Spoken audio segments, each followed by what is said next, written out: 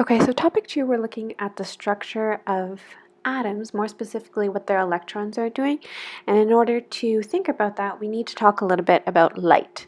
So light in science is known as electromagnetic radiation. There's a spectrum of light that we can look at where we separate light into different categories based on the amount of energy it has.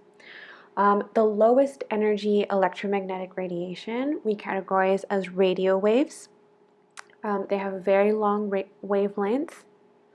And radio waves basically, we'll look at this a little bit later, flip the spin of the nucleus. We use this a lot in something called NMR spectroscopy, where we try to figure out how things are connected using how the nucleus spins. This is also used in the medical field for MRIs. Now, if we take a look at electromagnetic radiation with a little bit more energy, we're talking about microwaves. This makes molecules spin faster. It's used in microwaves in our homes because spinning those water molecules in our food makes the food warmer. The next higher up energy light is infrared light, also known as heat. And so what that does is it stretches the bonds of molecules, and then right in between infrared, a very, very slim portion of our electromagnetic spectrum is visible light. That's between 400 and 700 nanometers in wavelength. Then we have ultraviolet, X-ray, and gamma waves. We can look at light in terms of two different ways. So we can talk about light as particles, and that's where we talk about something called photons. Photons are little packets of energy or packets of light. They travel in a straight line, and they all travel at exactly the same speed, the speed of light. In a vacuum, they all travel at 3 times 10 to the 8 meters per second.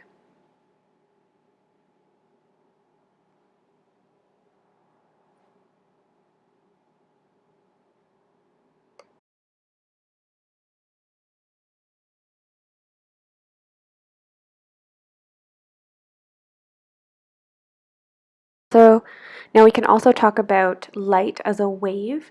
So we can talk about a wave in both the electric and magnetic fields. So if we were to draw that, sort of looking on from the wave, we could draw the wave occurring in each of these different fields at a 90-degree angle from each other. So it's a little hard to imagine, but imagine that these waves are occurring at 90 degrees from each other, one in the magnetic field and one in the electric field.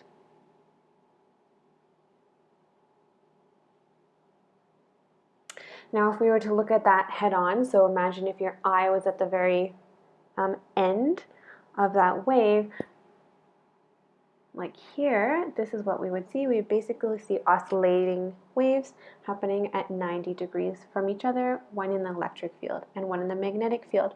Now if we take a look at what the side of the wave would look like, we can talk about some of the properties of the wave. And if we mark specifically on the wave where it starts again in that cycle, the distance between the beginning of one cycle and the end of another cycle is known as a wavelength, and we use the Greek letter lambda to represent wavelengths.